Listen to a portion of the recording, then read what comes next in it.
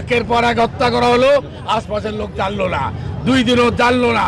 এই প্রশ্নগুলোর উত্তর যতক্ষণ আমরা পাই ততক্ষণ পর্যন্ত এই নাটককে আমরা নাটক বলবো বলবো বলবো।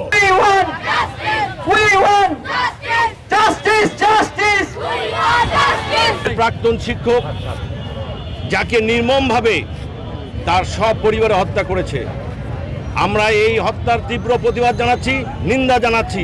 আমরা রংপুরবাসীকে সঙ্গে নিয়ে এর একটি সুষ্ঠু বিচার এবং তদন্ত আশা করছি। আমি প্রশাসন, জেলা প্রশাসন, রংপুরের ডিআইজি মহোদয় পুলিশের তাদেরকে জানাতে চাই, আগামী 3 কর্মদিবসের মধ্যেই যদি আপনার বিচার এবং সুষ্ঠু তদন্ত করে দোষীদের সাব্যস্ত করতে না পারেন, তাহলে আমরা রংপুর শহরে ব্যাপক আন্দোলন করব, রংপুর শহর অচল করে দেব, আপনাদেরকেও অচল করে দেব।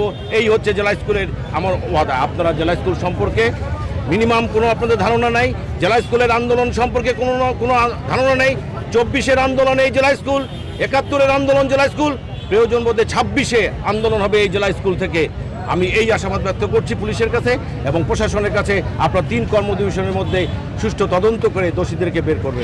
আমাদের আলটিমেটাম এই কারণেই, তারা যে পুলিশ 2 জনকে গ্রেপ্তার করেছে, তাদেরকে যে নাটক সাজিয়েছে, 2 জন কোনোদিনও 4 জনকে হত্যা করতে পারেন না।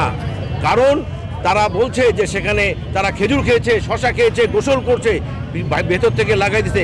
এই 2 জন কখনোই তারা সম্ভব না। কারণ সেখানকার সিসিটিভি ফুটেজ, বিদ্যুতের লাইন তারাও বন্ধ করতে পারে না। কারণ তারা যদি মাদকাসক্ত হয়ে থাকে তারা এটা করতে পারে না। এখানে অন্য কোনো ষড়যন্ত্র থাকতে পারে, আপনারা সেটা খুঁজে বের করে তাদেরকে দোষী সাব্যস্ত করে আইনের আওতায় নিয়ে আসেন। তাহলে আমরা রংপুরে লাগাতার আন্দোলন শুরু করব, হয়তোবা তখন আপনারা কিছুই করতে পারবেন না। গতকাল যে ব্রিফিংটা করা হয়েছে 2 জনকে গ্রেপ্তার করার পর, সেখানে জনমনে প্রশ্ন উঠেছে এই ব্রিফিংয়ের সাথে আমাদের যে চিন্তা বা আমরা যারা দেখছি তার কতটুকু মিল বা অমিল আছে।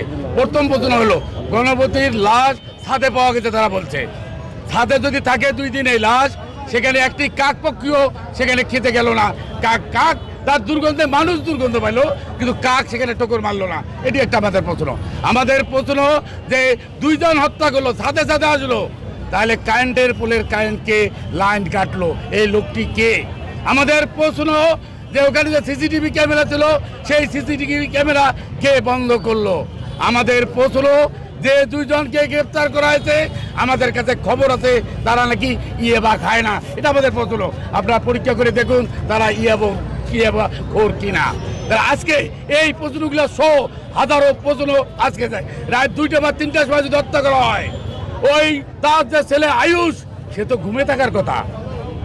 আজকে এরকম সবল সবাই, সব কারো বয়স 12, কারো বয়স 23, কারো 40, কারো 59, এই বয়সে 2 জন লোকজন হত্যা করে, তখন কিভাবে সেই হত্যার সময় যাদেরকে হত্যা করা হচ্ছে সে রক্তবন্ধু দিয়েও একটা মানুষ বাঁচার জন্য লড়াই করবে? সে লড়াই কি ওই ঘিমতি এলাকা, চতুর্দিকে বাড়িঘর, তারা কি কেউ শব্দটি পাইল না? তাহলে একের পর এক হত্যা করা হলো, আশপাশের লোক জানলো না, 2 দিনও জানলো না। এই প্রশ্নগুলোর উত্তর যতক্ষণ আমরা পাই ততক্ষণ পর্যন্ত এই নাটককে আমরা নাটক বলবো বলবো বলবো।